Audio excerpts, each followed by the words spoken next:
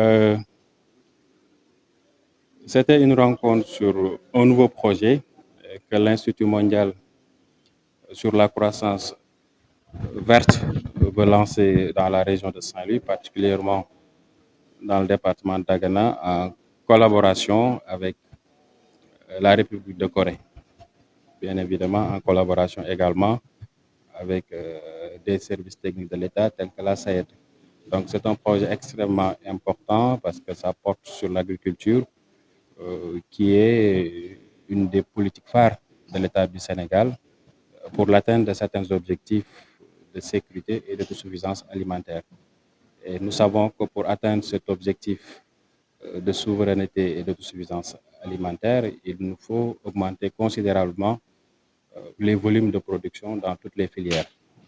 Et cette ambition d'augmentation des volumes de production dans ces filières, malheureusement, se heurte à un défi majeur qui est la prise en compte de la dimension environnementale dans tous les processus de production. Cette prise en compte de la dimension environnementale, elle est essentielle parce qu'elle nous permet d'une part de protéger les ressources, penser aux générations futures, donc protéger la terre, surtout les terres arables, protéger également l'eau qui se raréfie donc de plus en plus pour permettre un peu aux générations futures de pouvoir en disposer dans l'avenir.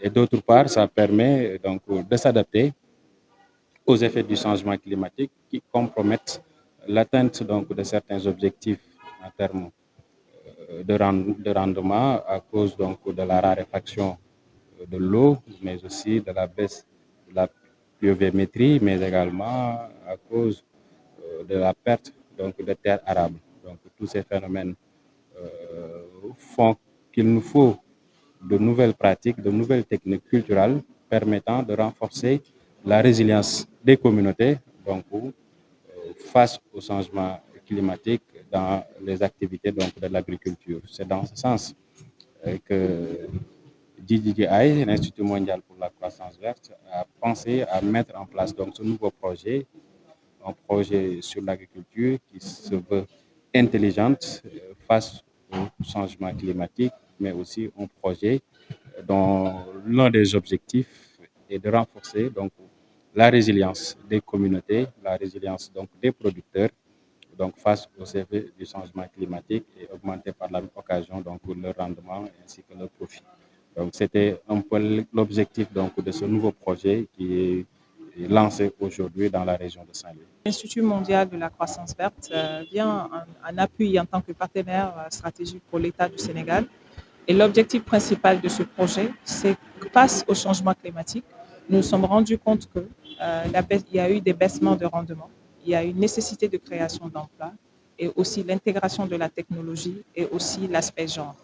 Et ce projet a été développé dans la vallée inclusivement avec tous les partenaires, le gouvernement et aussi les producteurs, en tenant compte les gisements du développement dans la région.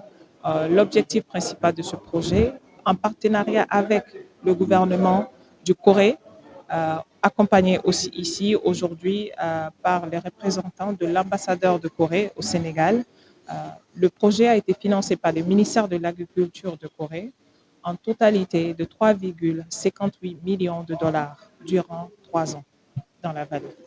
Nous tenons à accompagner le renforcement des capacités et aussi la création d'emplois, mais aussi en collaboration avec des institutions comme ISRA, Copia, Beta World et des partenaires stratégiques pour mettre en œuvre ce projet et les partenaires de recherche. Donc aujourd'hui, les changements climatiques font face et il y a un grave impact dans la vallée et en espérant à travers ce projet à apporter de l'impact et aussi à adresser les points communs, c'est adresser le changement climatique, mais aussi le PSE, mais notamment le PSE vert qui a été mis en place il y a quelques mois. Merci. Bon, nos attentes se situent donc à plusieurs niveaux. D'abord au niveau donc, de nos stations de pompage, où il y a un programme important donc, pour améliorer le côté énergétique. Parce que comme vous savez, dans le compte d'exploitation aujourd'hui des agriculteurs, l'énergie, c'est presque 30 à 40% des charges. Et ici, aujourd'hui, nous avons un programme important avec le GJI pour la solarisation donc, de nos stations de pompage. Bon, ça va participer à réduire de manière très drastique donc les charges. Et ce qui fait que donc on va améliorer la productivité aujourd'hui donc du riz pour rendre notre riz beaucoup plus compétitif. Ça, je pense que c'est important. C'est l'un des volets donc, de ce programme. Le deuxième volet donc, porte sur aussi l'efficience de l'énergie aussi au niveau de nos rizeries. Comme vous savez, toutes les rizeries qui sont installées aussi au niveau de la vallée utilisent de l'énergie électrique.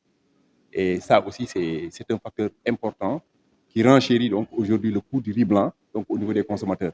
Si on arrive effectivement aussi à utiliser le solaire, je pense que ça va permettre aussi d'avoir donc un riz beaucoup plus compétitif et avoir un riz beaucoup plus accessible en tout cas pour les consommateurs sénégalais.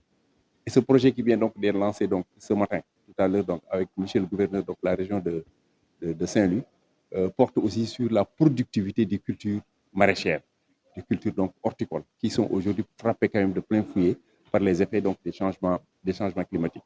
Si on arrive effectivement sur de petites superficies à faire des cultures sous serre qui donc donnent des possibilités donc d'avoir donc des rendements beaucoup plus importants, multiplier les rendements par 2 ou par 3.